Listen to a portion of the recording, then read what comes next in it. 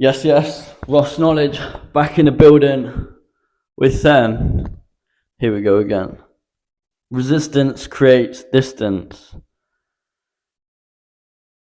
Have you ever had it where you're having a rough day and some people just think it's a great idea to come along with a big, gigantic shotgun and you start aiming right in your face? Wow, blocker, blocker, blocker. Just giving you all these terrible, hurtful words to hurt deep down in there. And now it's caused you to be more irritated and creating a lot more of a stressful day.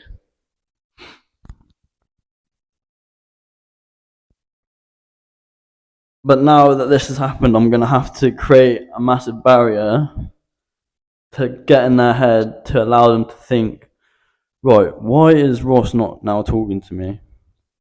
Have I done something wrong?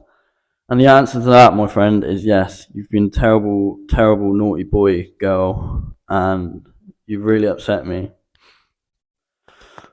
But if it carries on and you're still giving them space, the best thing to do is now speak up and say, look, I've got a bit of a problem and you need to sort out now.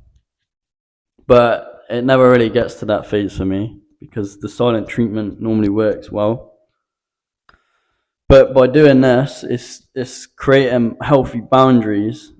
So I normally think by creating that space, it makes it harder for them to come in with a more like calmly friendly way to then allow them to start digging again and saying annoying things. So after you've had that period of time, you can then start like easing up a bit and be a bit more relaxed around them, and they'll be more willing to be more open, and hopefully they won't be giving you the same attitude they was previously before you had to create that space to stop them from talking to you pretty much.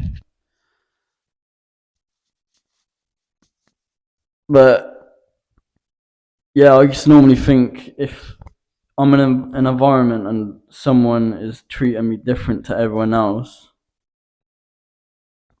then that is a form of bullying, pretty much.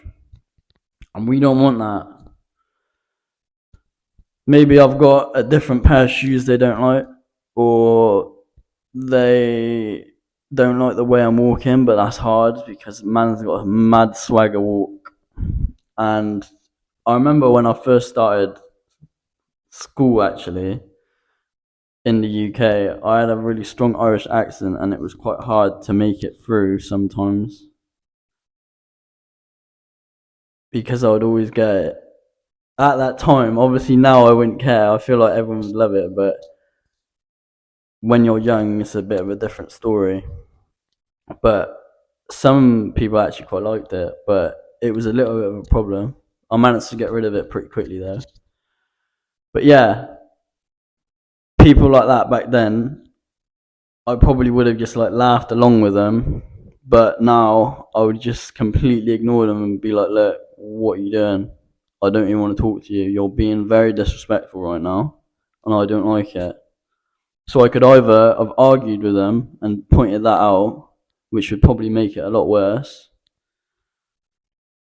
or I could just completely shut out, not even let it phase me, let it go in one ear and out the other, and then carry on my life, remaining absolutely calm, cool, and collected. But yeah, I was never that sort of guy, I don't think. So yeah, healthy boundaries, create distance, don't talk to them, get on with your life. If you don't like it, I'm afraid that's your problem. And if I still don't like it, I'm going to speak up. And that'll be that.